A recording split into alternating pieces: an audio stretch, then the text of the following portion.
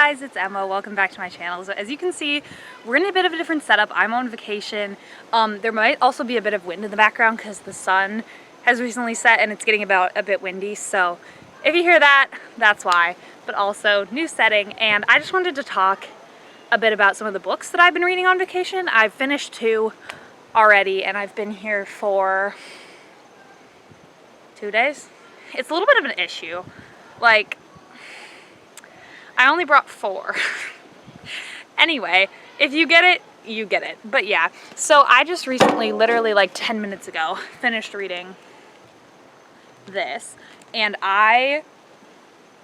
okay, let's just talk about it. So for these books, I'll be talking about 2. I'll be talking about This Woven Kingdom and If We Were Villains. Also, if you hear screaming in the background, my sisters just got here and are getting in the pool. So that's what that is. But yeah. So I'll be talking about those 2, and I'll be doing mostly no spoilers, talking about like what type of person, you know, you'd have to be to read the book, like if you would enjoy it if you like XYZ. And just general things about it, and then I'll probably go into some spoilers and opinions on like the later half of the books. But I'll definitely say like when I'm gonna talk about that, so you don't have to worry about it, as I will definitely let you know beforehand and before I start spoiling it totally out of the blue. Okay, so first, obviously, This Woven Kingdom. I don't have my copy of If We Were Villains because I gave it to my friend to read it, who's also here with us. So I'm just gonna have only one tangible one of it, but I swear I read it. So this one is, okay, honestly, when I was first reading the first couple pages, I was like, am I gonna like this? It definitely contains a lot of fantasy cliches, I'd say. Like,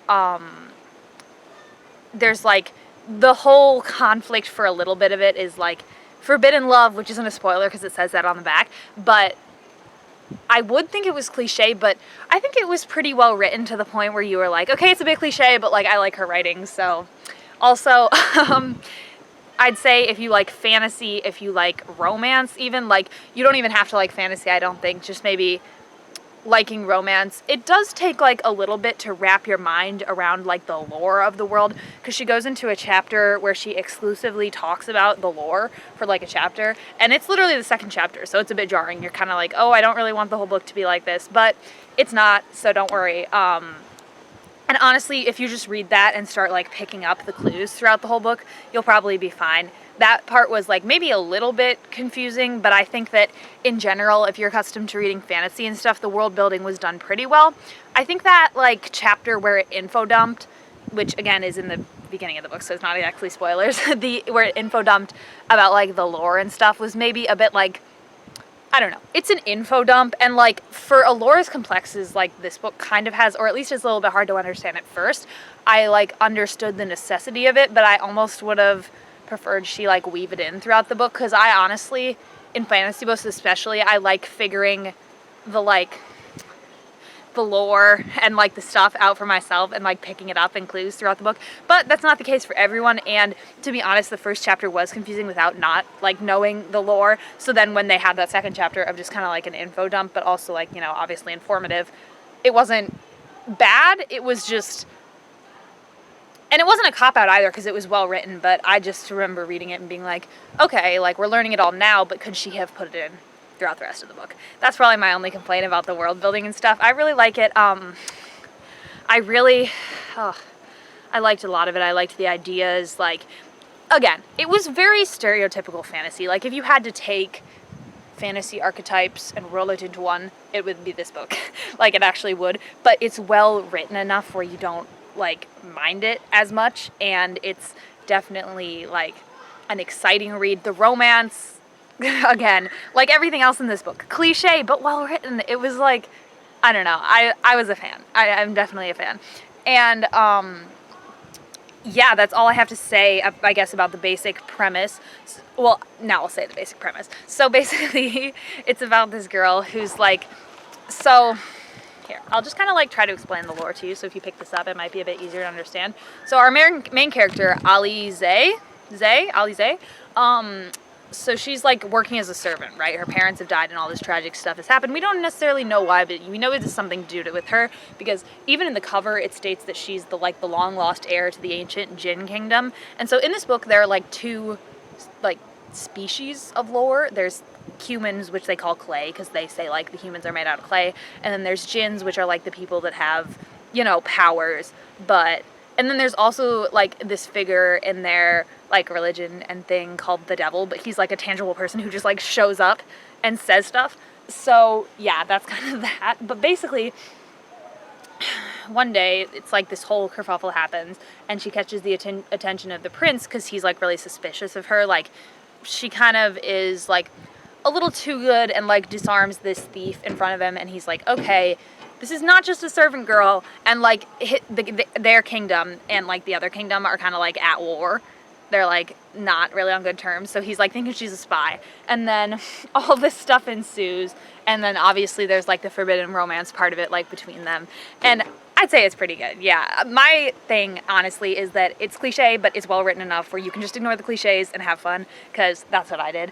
I'll talk a little bit about the ending and the spoilers later in the video when I'll say, like, hey, spoilers, but now we're going to talk about If We Were Villains. And I don't have the tangible copy of the book, but this was a book club book for me. My friend recommended it, and at first I was a little like, because, like, in the description of it, it's about, like, actors and Shakespeare, and this murder, like, happens, and it's kind of, like, about how they're all so wrapped up in the characters that when, like, they start getting recast as new roles, like, lines start to blur and people start to get really mad at each other. I recommended it to my friend. I was like, you really have to read this, and I think they'll like it.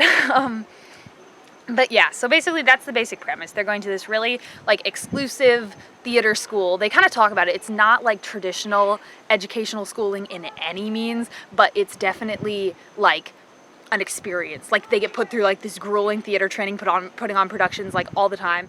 Also, it's getting very dark. The sun has gone down, but I guess I'm just gonna keep talking because I think it'll be all right. I don't think I'll have too much more to say. But yeah, so basically they're in this, like, theater school, and there's 7 of them. They all are the 4th years, and in this school, as, like, you're in it, you get, like, you go in these productions and you get eliminated, like, as the productions and years go on if you're not good enough for their tastes and, like, the theater program. So these seven of them, they're in their 4th year, and this is, like, a huge deal because, like, they've definitely, you know, like, their classmates have dropped out and gotten, like, you know, not expelled, but they're just not invited back is how the school says it, like, if they're not good enough for the production. So they're all very good actors, but they all also kind of stereotypically, like this Woven Kingdom, they fit into very, like, defined archetypes. Like, there's, like, the nice guy, like, the really good looking girl, like, there's just a lot, like, and, you know, they fit into these archetypes kind of on and off stage is the thing, but then when, like, in the 4th year, their teachers decide to, like, shake it up and change the roles that they play and try to, like, make them play more diverse characters, a bunch of stuff changes, because the whole thing with, like, these guys is they kind of have so much of their, like, identities kind of rolled into these characters they play that because they're such good actors, sometimes they don't know when, like, the stage ends and the real world begins, and so, as you can imagine, it creates, like, a kind of like, tense, crazy environment, and it's just all this stuff, like, happens and goes down, and, like it even says on the book, there's eventually a murder, and we know that, you know, this guy has been convicted of it, but we don't know how, what, you know, why, and so the whole book is, like, this reflection into the past about, like, what happened and how it went downhill.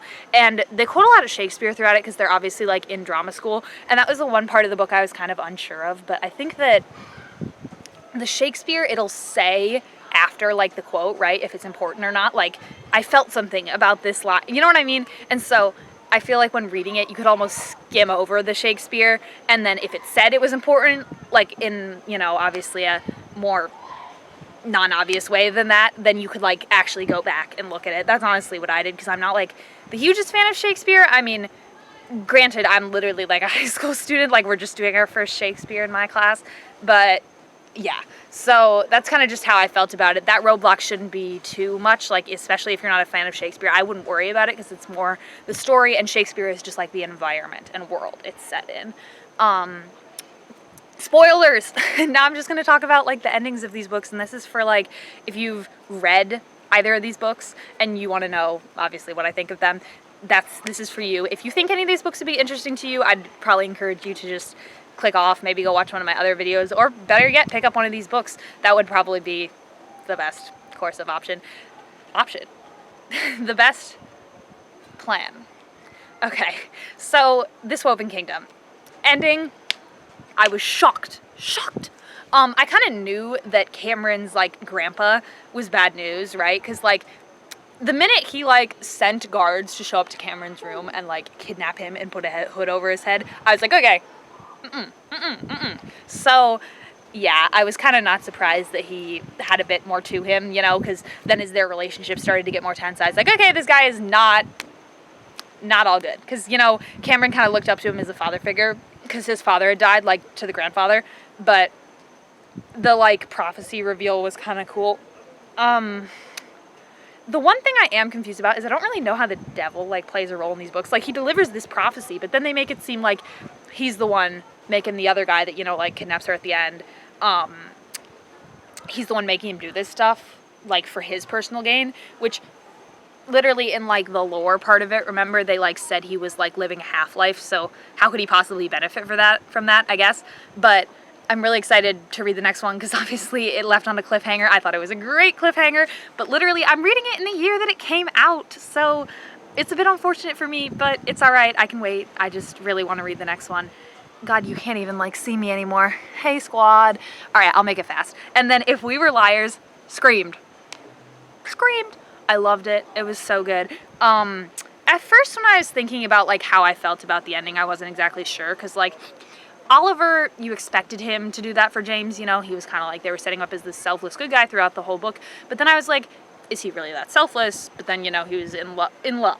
So it kind of, like, made sense. And I think it did make sense. And the part at the end where I was a bit like, oh, was I was really sad at first that James had died, but then I realized that it made probably more sense, just, like, plot-wise, story-wise, because, like, the whole book is kind of got this, like, underlying theme or message that, like, it's not perfect and it's not all gonna work out, because, like, Oliver didn't commit the crime. He's been in jail for 10 years. Like, stuff like that. I really liked it. I don't know how I feel about Oliver and Meredith's relationship at the end. Feels very weird. Like, I don't know if I'm a fan of that. Like, I mean, do what you need to do to not be traumatically scarred anymore. But, like, I feel like now he's just going to be playing with Meredith's feelings because he's still so hung up on James. But, yeah, I really liked both of them, honestly. I don't really have a bad word to say about either of them. I really recommend them, and I'm sure if you're watching this segment of the video, you've already read them. But feel free to comment your thoughts down below, and I guess that's it for this week. Thank you guys so much for watching. I really appreciate it, and make sure to like this video and subscribe if you want to hear more about books or just reading in general, writing. And yeah, I guess that's it. It's literally, like, dark. I don't even know if you can see me anymore, but thank you so much for watching, and I'll see you guys next week.